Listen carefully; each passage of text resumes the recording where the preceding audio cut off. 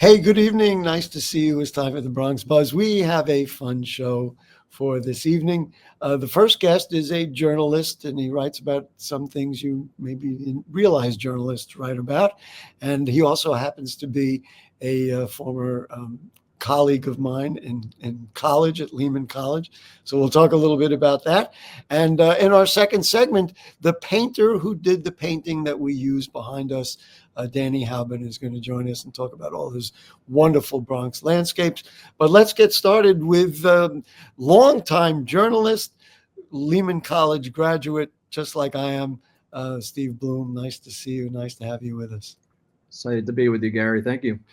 Thanks for joining us. All right, so let's see. Since that time, and I made the list based on what you sent me, Soho Weekly News, Rolling Stone, New York Daily News, Newsday, little papers, the USA Today, New York Magazine. You were the editor of Video Games Magazine. You did all that. Did you want to write before you got to Lehman? He was the, I pulled out an old copy of the Meridian. You can barely see it. He was the editor of the Meridian, the Lehman newspaper. Were you always into journalism, or did college turn you on? I got my start down the block at DeWitt Clinton.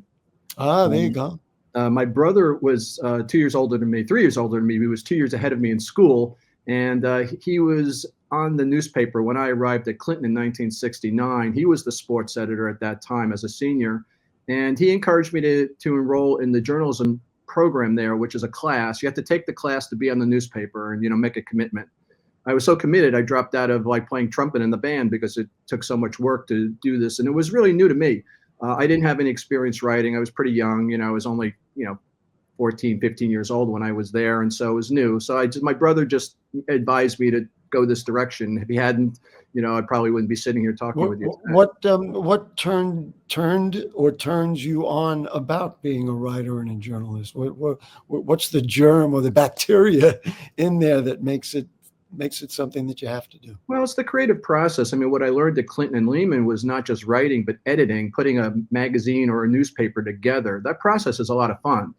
Starting from scratch every week, every day, every month, whatever your cycle is. It's kind of exciting just to sort of start from scratch. You have kind of a foundation of what you did the previous time, and you know what you're going to do, but you never know what the stories are going to be. And you go out there and you dig and you come up with things, and you come up with art that looks good. And at Lehman, we decided to do, these covers that were different, because I was influenced by the Village Voice and Rolling Stone growing up as a kid.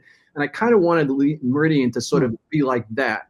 Meridian was pretty staid when I got there. It was, all, kind of like bumping headlines and text on the cover, and, not really attractive.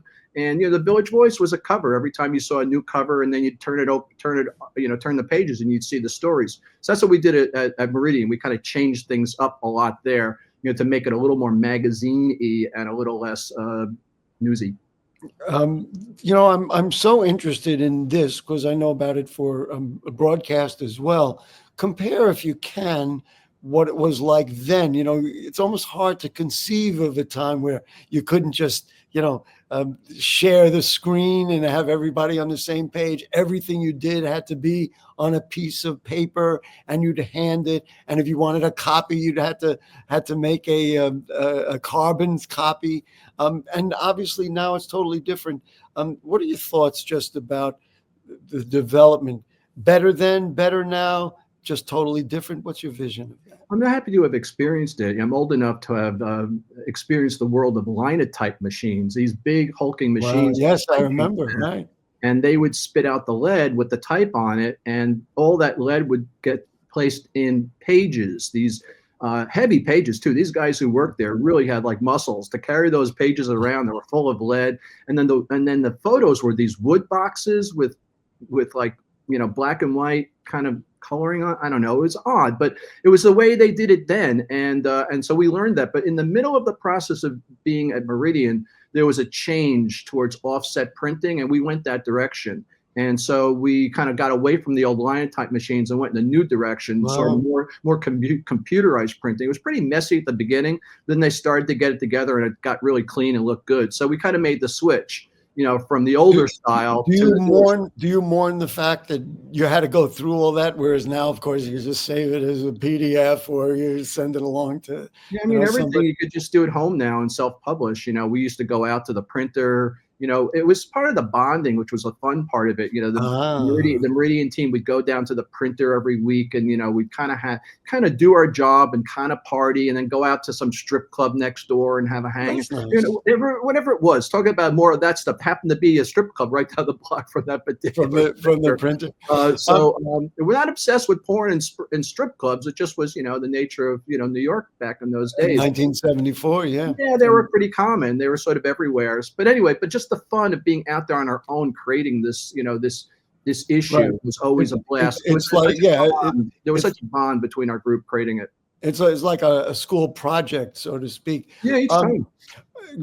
Now, people may have noticed that he actually has rolling papers. You're the first guest I've ever had that has a rolling paper icon behind him, and Women in Weed. You were at High Times. Now, some people may not know that publication. You were at High Times. There it is. You were at High Times for 20 years. Tell me a little bit about that experience. Well, when you look at these covers, the top three covers are older covers before I was there, the early years of High Times in the 74 to 78 era or so, or maybe early 80s.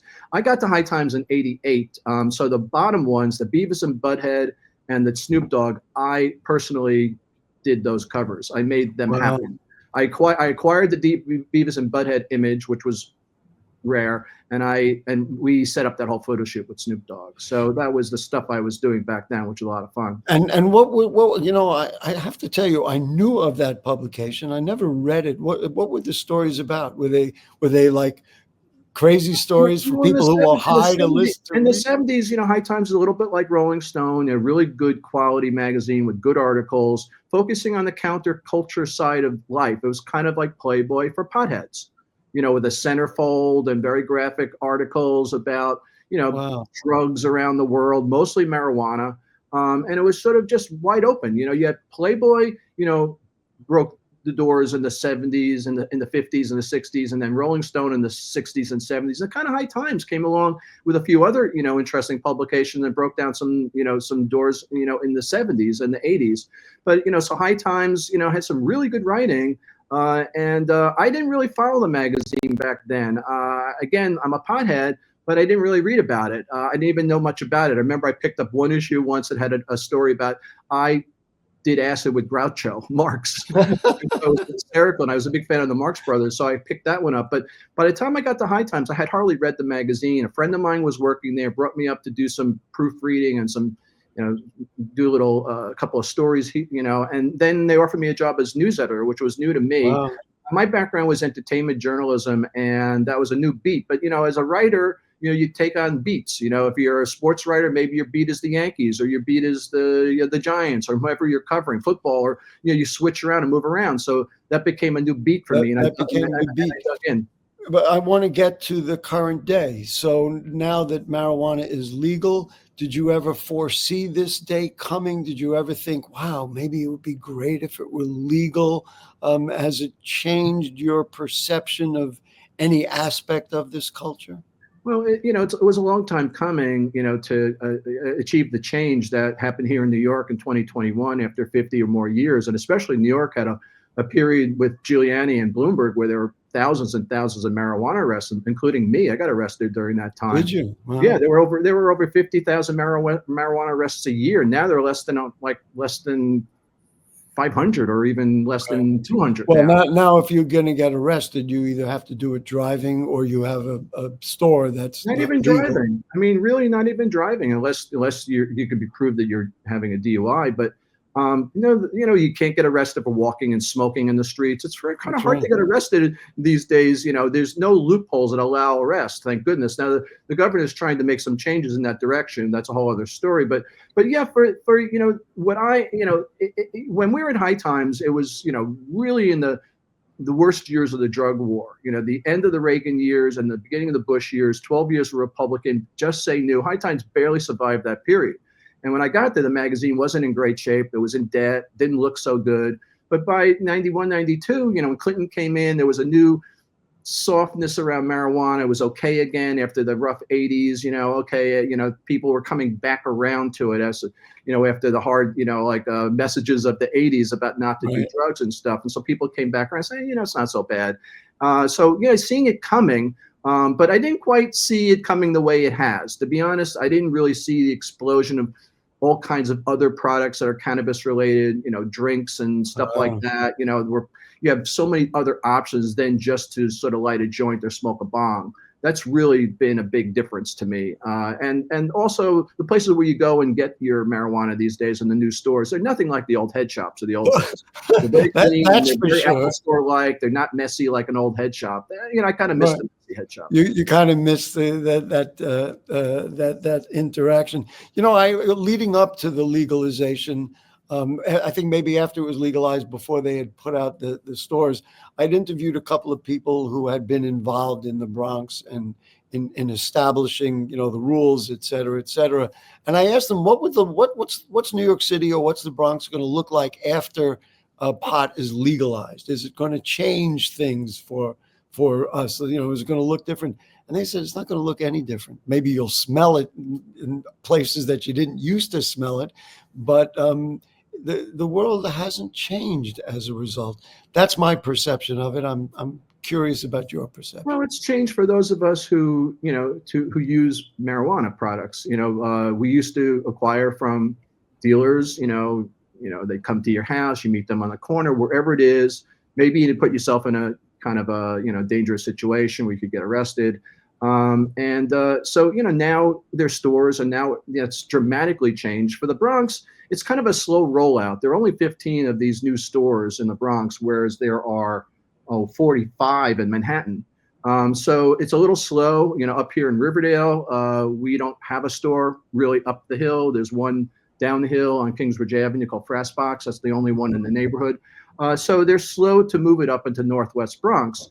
Right now, there are 325 dispensaries, legal dispensaries, not including medical, around the state. And out of that, there are 130 in New York. So 40% of the stores that you see, now are based in New York City. So that's kind of a boom for the city, especially around Manhattan. So many. We're almost out of time. Real quick, Steve, people can find you on the web, right? You have a website. Well, celebstoner.com is my website. Patreon, and if you go to the Celebstoner, Patreon, you can read my newsletter, and Facebook and social media under Celebstoner or my name are very, I'm all over the place. Steve, I'm so glad we reconnected, and I really appreciate your time, and thank you for joining us in the Bronx Buzz. Thank you so much for having me, Gary. See you in the neighborhood. Oh, for sure. We're going to take a short break, and then when we come back, what are the best artists in the Bronx? Don't go away.